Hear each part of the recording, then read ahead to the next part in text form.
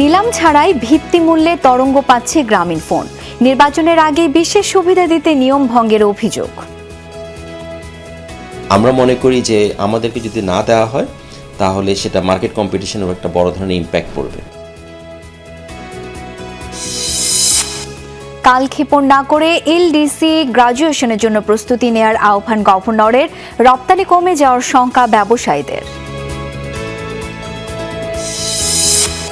Pay কমিশনের report বাস্তবায়ন করবে না অন্তর্বর্তী সরকার। জ্বালানি উপদেষ্টা জানালেন, দ্রব্যমূল্যে প্রভাব পড়ার সুযোগ নেই।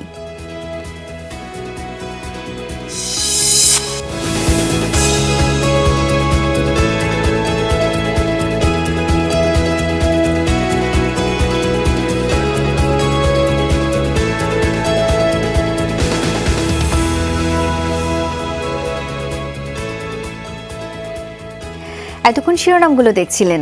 আপনাদের সঙ্গে আছি আমি শাওন দত্ত। জানাবো বিস্তারিত।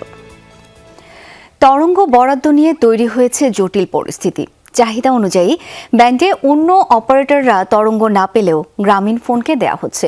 অভিযোগ আছে, নির্বাচনের আগে জিপিকে এই সুবিধা দিতে নিয়ম ভঙ্গ করা হচ্ছে। তরঙ্গ নিলাম নীতিমালায় নজিরবিহীন ধারা যুক্ত করা হয়েছে।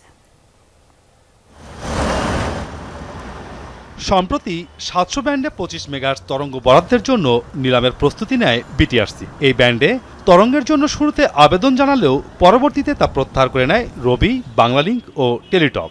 অপারেটরগুলো 700 ব্যান্ডের পাশাপাশি তাদের জন্য প্রয়োজনীয় আরও 2টি ব্যান্ডের তরঙ্গ নিলামের দাবি জানায় বিটিআরসিকে। তাদের দাবি উপেক্ষিত হলেও চাহিদা অনুযায়ী 700 বরাদ্দের জন্য অনড় থাকে নিয়ন্ত্রক সংস্থা। আর নজিরবিহীন একটি ধারা সংযুক্ত করে নিলাম ছাড়াই জিপির চাহিদা অনুযায়ী বরাদ্দ নিশ্চিত করার অভিযোগ তুলেছে বাকি 2 অপারেটর। মার্কেটে কম্পিটিশনটা একটা ইন্টেন্সিফাইড অবস্থায় আছে।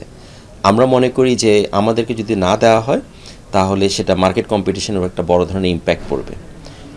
এবং এক্ষেত্রে আমাদের কাস্টমারদেরকে আমরা যদি বলি যে আমার যে গ্রোথটা আমার দরকার, সেখানে এটা একটা ইম্প্যাক্ট আসবে।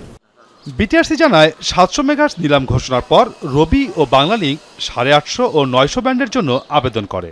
তাদের বরাদ্দ দেওয়ার জন্য বিটিআরসি 4 অপারেটরের কাছে পৃথক পৃথক চিঠি পাঠিয়ে মতামত জানতে চায়। উত্তরে রবি 3.4, বাংলালিংক একই পরিমাণ এবং টেলিটক পুরো 8.4 মেগাহার্জের বরাদ্দের আবেদন জানায়। রোডম্যাপ অনুযায়ী দ্রুত 850 ও 900 ব্যান্ডে 8.4 মেগাহার্জ উন্মুক্ত করে নিলাম করার পরিকল্পনা করার কথা জানিয়েছে মন্ত্রণালয়।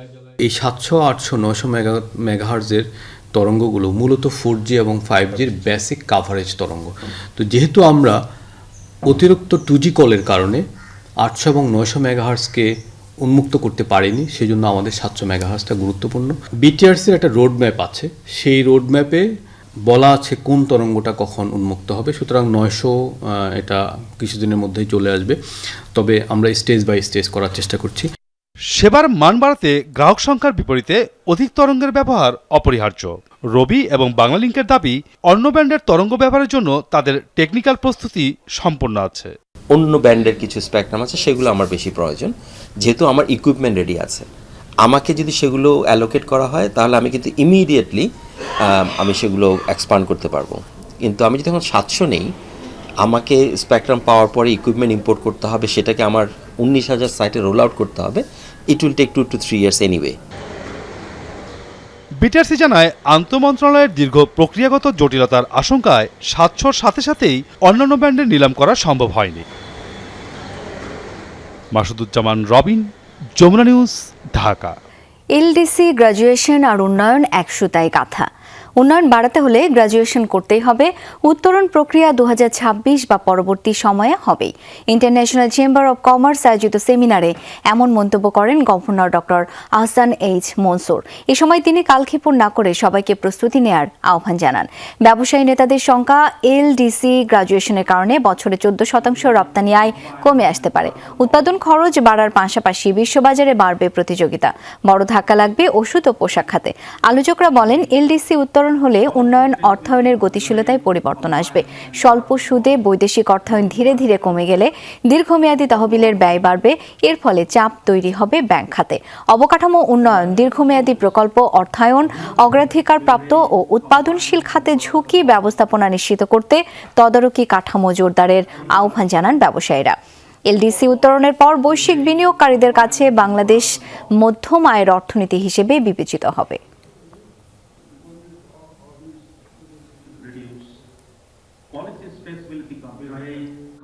পরবর্তী সরকারের জন্য পে কমিশনের রিপোর্ট কোনো চাপ হবে না। অন্তর্বর্তী সরকার এমন অনেক কাজ করছে যার ফলে পরবর্তী সরকার উপকৃত হয় বলে জানিয়েছেন বিদ্যুৎ, জ্বালানি ও খনিজ সম্পদ উপদেষ্টা মোহাম্মদ ফাউজুল কবির খান। সচিবালয়ে অর্থনৈতিক বিষয় সংক্রান্ত উপদেষ্টা পরিষদ কমিটি এবং সরকারি ক্রয় সংক্রান্ত উপদেষ্টা পরিষদ কমিটির সভা শেষে এসব কথা বলেন জ্বালানি উপদেষ্টা মোহাম্মদ ফাউজুল কবির খান। পে স্কেলের ব্যাপারে বিভ্রান্তি কাজ করছে জানিয়ে উপদেষ্টা বলেন, অনেক বছর ধরে সরকারি কর্মচারীদের পক্ষ থেকে পে কমিশন করার দাবি ছিল। উপদেষ্টা বলেন, পে কমিশনের রিপোর্ট পর্যালোচনার জন্য পাঠানো হয়েছে।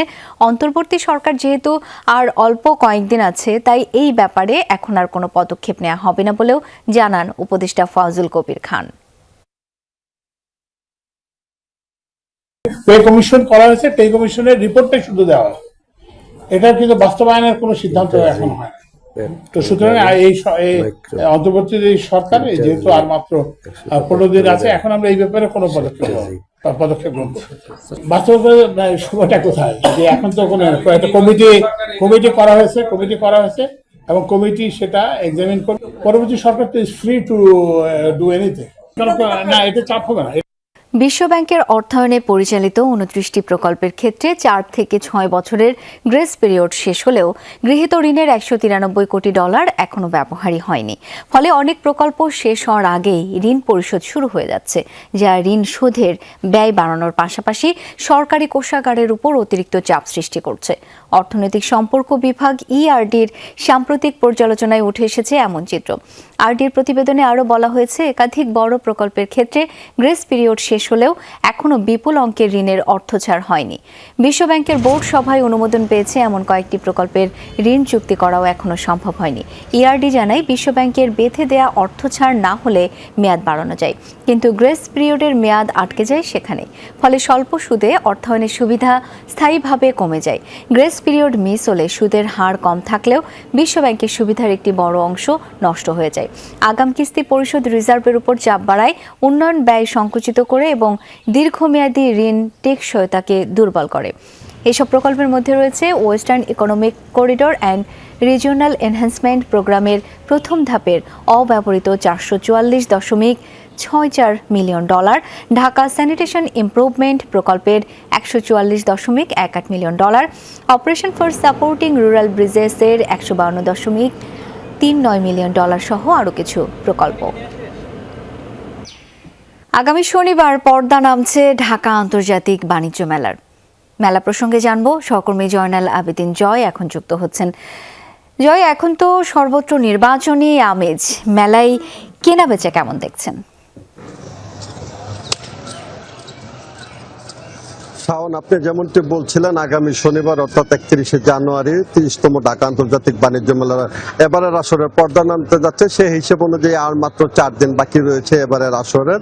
আমরা দেখেছি যে শেষ সপ্তাহে যদিও আজ কর্মদিবসের লোক সমাগম কম থাকে, কিন্তু শেষ সপ্তাহে কিন্তু মানুষের ভিড় ছুটির দিনের মতো থাকে, যেটি আসলে এবার খুব বেশি চোখে পড়ছে না। এর কারণ হিসাবে আসলে তারা ব্যবসায়ীরা নির্বাচনকেই দায়িত্ব তারা দোষী মানছেন এবং তারা বলছেন নির্বাচনের খুব ভালো প্রভাবই বাণিজ্য মেলায় পড়েছে, যে কারণে শেষ সপ্তাহে কাঙ্ক্ষিত ক্রেতা দর্শনার্থীর দেখা তারা পাচ্ছেন না। আপনি জানেন যে ইতিমধ্যে ত্রয়োদশ সংসদ নির্বাচনের প্রচারণা শুরু হয়ে গেছে, যে কারণে আসলে সর্বত্রই একটি নির্বাচনী আমেজ, যে কারণে আসলে ব্যবসায়ীদের মানে প্রত্যাশা পূরণ হচ্ছে না। তবে এবার আমরা শেষ সময়ে দেখি যে কি পরিমাণ বাণিজ্য মেলা থেকে বৈদেশিক রপ্তানি আদেশ আসে, সেটি কিন্তু আমাদের শেষ সপ্তাহের দিকে জানিয়ে দেওয়া হয়। এবার এবার কিন্তু আসলে সে ধরনের কোনো তথ্য দেওয়া হচ্ছে না, অর্থাৎ আমাদের খুব বেশি যে এবারের মেলায় রপ্তানি আদেশ এসেছে বিদেশ থেকে সে ধরনের কোনো ইঙ্গিত পাওয়া যাচ্ছে না। তবে বিদেশি স্টল প্যাভিলিয়নগুলোতে কিন্তু কিছুটা ভিড় রয়েছে এবং তারা ঘুরে ঘুরে ক্রেতা দর্শনার্থীরা কিন্তু বিদেশি স্টলগুলোতে ভিড় করছেন। সে কারণে আমাদের লোকজন বলছেন, আমাদের উদ্যোক্তাদের আসলে বিদেশি পণ্যের দিকে আকৃষ্ট হয়ে তাদের কাছ থেকে শিখে আসলে বিদেশে কি জিনিস রপ্তানি করা যায় সেইভাবে আসলে কৌশলী হতে হবে বলে পরামর্শ দেওয়া হচ্ছে। তবে সব মিলিয়ে বলা যায় যে শেষ সপ্তাহে যে পরিমাণ ক্রেতা দর্শনার্থী বাণিজ্য মেলায় থাকবেন বলে ব্যবসায়ীরা প্রত্যাশা করেছিলেন সে পরিমাণ ক্রেতা দর্শনার্থীর দেখা কিন্তু পাওয়া যাচ্ছে না। তবে কর্মঘণ্টা শেষ হলে কি পরিমাণ ক্রেতা দর্শনার্থী আসে সেটি দেখার বিষয়। শাওন। জয়, অনেক ধন্যবাদ আপনাকে। গাজীপুরের টঙ্গীতে জাল টাকা তৈরির একটি কারখানায় অভিযান চালিয়ে 3 জনকে আটক করেছে র্যাব। র্যাব জানায় গোপন সংবাদের ভিত্তিতে গতকাল রাতে গাজীপুরের টঙ্গীর বনমালা এলাকায় এই অভিযান চালায় র্যাব 1। একটি ভাড়া বাসায় দীর্ঘদিন ধরে চলছিল জাল টাকা তৈরির কারখানাটি। অভিযানে আটক 3 জনের কাছ থেকে উদ্ধার করা হয় বিভিন্ন মূল্যমানের বিপুল পরিমাণ জাল নোট সহ টাকা তৈরির কাগজ। পাশাপাশি জব্দ করা হয়েছে প্রিন্টার, স্ক্যানার, বিশেষ কাগজ, কালি ও ল্যাপটপ। প্রাথমিক জিজ্ঞাসাবাদে আটককৃতরা জাল নোট সরবরাহের সঙ্গে জড়িত থাকার কথা স্বীকার করেছে। এই চক্রের সাথে আরও কেউ জড়িত আছে কিনা তা খতিয়ে দেখা হচ্ছে।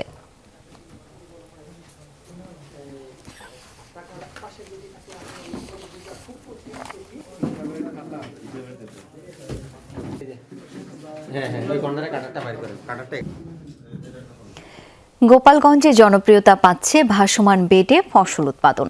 সদর, টুঙ্গিপাড়া ও কোটালীপাড়ায় কচুরিপানা দিয়ে তৈরি 1100 বেডের উপর বিভিন্ন সবজি ও মশলা জাতীয় ফসল উৎপাদন চলছে।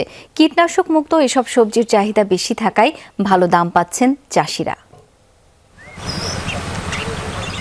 7 থেকে 8 বছর আগে ভাসমান কৃষিতে আধুনিক প্রযুক্তি প্রয়োগ করে গোপালগঞ্জের কৃষি গবেষণা ইনস্টিটিউট। পরে এ প্রকল্পে কৃষকদের যুক্ত করেন গবেষকরা। এতে ব্যাপক সফলতা আসে। এসব ভাসমান বেড়ে এখন কৃষকরা বাঙ্গি, পেঁয়াজ, মরিচ, আদা, হলুদ, শসা, লাউ, কুমড়া সহ বিভিন্ন ফসল বাণিজ্যিকভাবে উৎপাদন করছেন। বিক্রি করে বেশ লাভবান হচ্ছেন চাষিরা। বছর 3 আগে এই উদ্যোগে প্রশংসা করেন ভুটানের প্রতিনিধি দলও। এখানে এক ফসল উঠে গেলে আরেক ফসল চাষ করেন কৃষকেরা। ভাসমান বেডে সাধারণ জানতাম যে ফিল্ডে মাঠে পেঁয়াজ হয়, ভাসমান বেডে পানির উপর পেঁয়াজ হয় আগে জানা ছিল না। দেহার মতো পেঁয়াজ প্রথম কচড়ি মারি, একবার মারা তার 15 দিন পরে ফিরে আবার মারতে হয়, 3 বার মারতে হয়। 3 বার মারিয়া তারপরে জমিতে টানিয়ে আনতে ভালো দেখে এবার আমরাও ভাসমান বেডে পেঁয়াজ লাগাইছি, যাক ফলন ভালো হয়েছে। জমি নিশ্চয়ই আরও ভাসমান বেডে আরও পেঁয়াজ আরও বড় সাইজ হয়েছে আর আমরা দামও খুব ভালো পাচ্ছি। কারিগরি সহায়তা ছাড়াও কৃষি বিভাগের পক্ষ থেকে বীজ, সার বিনামূল্যে দেওয়া হচ্ছে চাষিদের। ভাসমান বেড একটি প্রাচীন পদ্ধতি, তবে মডেল আধুনিক পদ্ধতি। এই কৃষি অফিসের মাধ্যমে আমরা পরামর্শ দিয়ে থাকি। এবছর প্রায় 1065 বেডে আমাদের বিভিন্ন রকমের আমরা সবজি চাষ করেছি। যেহেতু এই সবজি চাষটা অন্যান্য সবজির চেয়ে নিরাপদ হয়, এখানে সাধারণত কীটনাশক ব্যবহার করা হয় না, ফলে এইটা গোপালগঞ্জ ছাড়িয়েও গোপালগঞ্জের বাইরে বিভিন্নখানে রপ্তানি হচ্ছে। কৃষি বিভাগ বলছে কীটনাশক ব্যবহার না করায় এসব সবজির চাহিদা আগামীতে আরও বাড়বে। শাজদিন অন্তরা, যমুনা নিউজ। পুঁজিবাজারের 3টি ব্রোকারেজ হাউসের সার্বিক কার্যক্রম পরিদর্শনের সিদ্ধান্ত নিয়েছে Bangladesh securities and exchange commission BSEC। এরই মধ্যে 2 সদস্য করে পৃথক 3টি পরিদর্শন কমিটি গঠন করা হয়েছে। কমিটিগুলোকে নির্দেশনার পর 30 কার্যদিবসের মধ্যে এই সংক্রান্ত প্রতিবেদন কমিশনে দাখিল করতেও বলা হয়েছে। পর্যবেক্ষণকালে সংশ্লিষ্ট কমিটি প্রতিষ্ঠানে কোনো অসঙ্গতি ঘটেছে কিনা তা যাচাই বাছাই করবে। সিকিউরিটিজ আইন অনুযায়ী ব্রোকারেজ হাউসগুলোর কার্যক্রম যথাযথভাবে পরিচালনা করা হয়েছে কিনা তা খতিয়ে দেখবে পরিদর্শন কমিটি। পাশাপাশি ব্রোকারেজ হাউসগুলোর কার্যক্রম পরিচালনার সঙ্গে সংশ্লিষ্ট বিষয়ে অন্য কোনো প্রাসঙ্গিক সমস্যা থাকলে সেটাও চিহ্নিত করবে কমিটি। ব্রোকারেজ হাউসগুলো হলো United Financial Trading Company Limited, Ittehad Securities Limited ও Coast to Coast Securities Limited. কমিশনের সিদ্ধান্ত প্রতিষ্ঠানগুলোর শীর্ষ কর্মকর্তাদের পত্রযোগে পাঠানো হয়েছে। ঐতিহাসিক মুক্ত বাণিজ্য চুক্তিতে স্বাক্ষর করেছে ভারত ও ইউরোপীয় ইউনিয়ন। এই চুক্তিকে মাদার অব অল ডিল আখ্যা দিয়েছে দিল্লি সরকার। চুক্তির বিষয়টি নিশ্চিত করেছে দুপক্ষই, যার আওতায় উৎপাদন ও সেবা খাতে বড় ধরনের পরিবর্তন হবে বলে জানান ভারতের প্রধানমন্ত্রী নরেন্দ্র মোদী। তিনি আরও জানান, বিশ্বের মোট জিডিপির 25% ও বিশ্ব বাণিজ্যের 1/3 উপর প্রভাব ফেলবে এই চুক্তি। আগামী বছর কার্যকর হতে যাচ্ছে এটি। পণ্য আমদানি রপ্তানির পথ সহজ করতে শুল্ক হ্রাস, বিনিয়োগ ও বাণিজ্য বৃদ্ধি, তথ্য প্রযুক্তি, ব্যাংকিং, স্বাস্থ্য সেবা খাত সহ অন্যান্য খাতে অংশীদারিত্ব বৃদ্ধি, গবেষণার মান উন্নয়নে প্রযুক্তিগত সহায়তা সহ আরও বেশ কিছু গুরুত্বপূর্ণ সমঝোতা হয় দুই পক্ষের মাঝে। এবার দক্ষিণ কোরিয়ার পণ্যে শুল্ক বাড়িয়ে 25% করার হুমকি দিয়েছেন মার্কিন প্রেসিডেন্ট ডোনাল্ড ট্রাম্প। সোমবার সামাজিক মাধ্যম ট্রুথ সোশ্যালে দেয়া পোস্টে ট্রাম্প জানান, দেশটি থেকে আমদানিকৃত অটো, কাঠ ও ফার্মাসিউটিক্যালস পণ্যে আরোপ করা হবে এই শুল্ক। সিউলের আইন সভার বিরুদ্ধে ওয়াশিংটনের সাথে বাণিজ্য চুক্তি অমান্যের অভিযোগ ট্রাম্পের। গত নভেম্বরে বাণিজ্য চুক্তি হয় যুক্তরাষ্ট্র ও দক্ষিণ কোরিয়ার মধ্যে। সে সময় দেশটির উপর 15% শুল্ক নির্ধারণ করেছিলেন ট্রাম্প। 15 বছরের কম বয়সীদের জন্য সামাজিক যোগাযোগ মাধ্যমের ব্যবহার নিষিদ্ধে বিল পাশ হয়েছে ফ্রান্সে। সোমবার দেশটির ন্যাশনাল অ্যাসেম্বলিতে এই বিলের পক্ষে অবস্থান নেন 116 আইন প্রণেতা। বিলটিতে সমর্থন রয়েছে ফরাসি প্রেসিডেন্ট ইমানুয়েল ম্যাক্রনেরও। চূড়ান্ত অনুমোদনের জন্য এটি পাঠানো হবে উচ্চকক্ষ বা সিনেটে। আইনটি কার্যকর হলে 15 বছরের নিচে শিশু কিশোরদের জন্য বন্ধ করে দেওয়া হবে স্ন্যাপচ্যাট, ইনস্টাগ্রাম, টিকটকের মতো সোশ্যাল প্ল্যাটফর্ম। ম্যাক্রন জানান, আগামী সেপ্টেম্বরের আগে কার্যকর হতে পারে নতুন আইন। আর এই ছিল বিজনেস টুডের এখনকার আয়োজনে। ধন্যবাদ এতক্ষণ যারা সাথে ছিলেন।